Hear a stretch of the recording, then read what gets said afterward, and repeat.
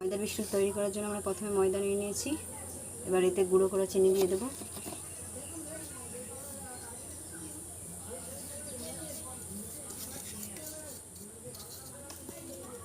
দিয়ে দেবো baking powder 1 চা চামচ,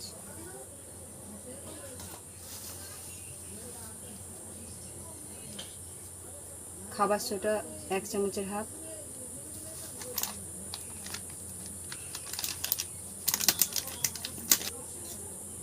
দিয়ে দেব।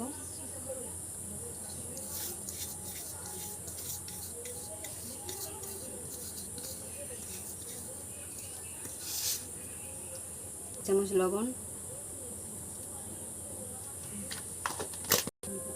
এবার আমরা এগুলোকে ভালো করে মিক্স করে নেব। মিক্সড করা হয়ে গেছে। এবার আমরা হাফ কাপ তেল, আমি মেপে দেখছি, হাফ কাপ তেল দিয়ে দেবো অল্প অল্প করে। তেল দিয়ে ডোটা তৈরি করে নেব। এবারে এভাবেই অল্প অল্প তেল দিয়ে আমরা ডোটা তৈরি করে নেব। আপনারা দেখতেই পাচ্ছেন ডোটা আমাদের তৈরি হয়ে গেছে। এবার বিস্কুটগুলোকে আমরা তৈরি করে নেব। বিস্কুটের পিসগুলো আমরা তৈরি করে নিয়েছি।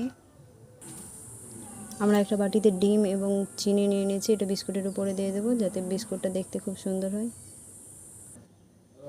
আমরা বিস্কুটের উপরে সাদা তেল দিয়ে দিলাম যাতে বিস্কুটের উপরে আমরা সাদা তেল দিয়ে দিলাম যাতে বিস্কুটটা দেখতে খুব সুন্দর হয়। এবার বিস্কুটটা কুক করতে দিয়ে দেবো।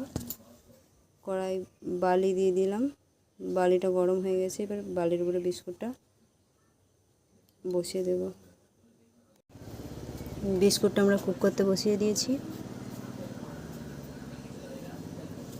আপনারা দেখতেই পাচ্ছেন বিস্কুটগুলো আমাদের কুক করা হয়ে গেছে। বিস্কুটগুলো কেমন হয়েছে, কেমনভাবে ফুলে গেছে বিস্কুটগুলো।